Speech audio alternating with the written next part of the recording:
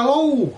Welcome back to Grandpa's Workshop. I'm Loz, and today I'm going to give you a very quick run through of the Dewalt side strike chisel, because 3 sets of chisels are never enough, and this one is for rough work on the building site or for garden woodworking, which is how I'm going to use it. And I'll show you how it differs from an ordinary bevel edge or even a firmer chisel. So let's unwrap it. Here it says it has a side cutting edge, a scraper, a serrated cutting edge, as well as a standard wood chisel and a large strike surface. Now they're not talking about a striking plate on the back, which is there of course. They're talking about the back edge of the chisel. So let's just take this apart and I'll show you what it's about. Now, if you're a general contractor used to doing inside demolitions, then this sort of thing will be well known to you. Let's get the top off the back. There we go. Now this is a holder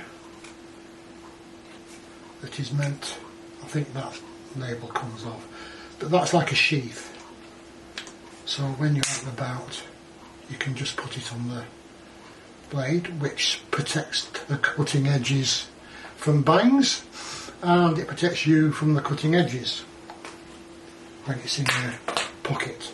So here we are. It's a standard 1-inch chisel, and actually it's got a nice second edge bevel on that.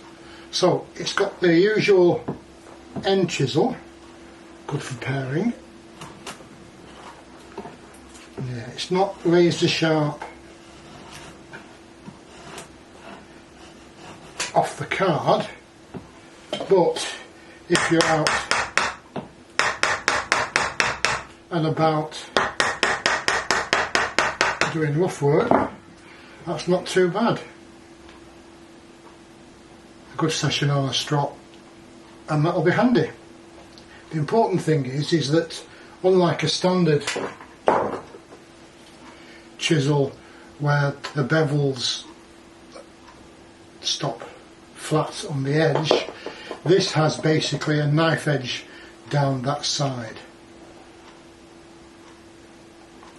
So you can actually use it like that and knock stuff out, and it's got a bit like a firmer chisel, a really broad flat side on the back, so you can hammer it. It's also got the serrated edge here, and if I was a proper reviewer I'd have some bungee cord or power cord or clothesline to it through, but I haven't, so you'll have to take my word for it. That is okay for scraping on the side blade and on the top edge. It's not, no, off the box it's not able to just push and curl up pine, but I'll give that a session on my diamond stone and you'll see this popping up in reviews. Nice firm Dewalt black and yellow contoured soft handle. It feels a little heavier than that set of bevel edge chisels I got for the 1-inch. It comes in 1-inch, it also comes in a wider and a narrower blade in a pack of 3. If they'd have sold all 3 individually, I'd have had the 1 1/4 inch wide one, but otherwise I've settled for the 1.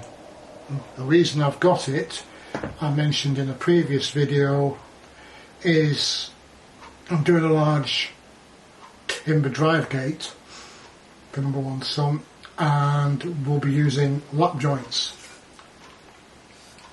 and I'm hoping this will be ideal when you've cut your series of slots, curves across the width of a lap joint to a set depth. I can then knock it out with this chisel and get a better bottom in it than I have been doing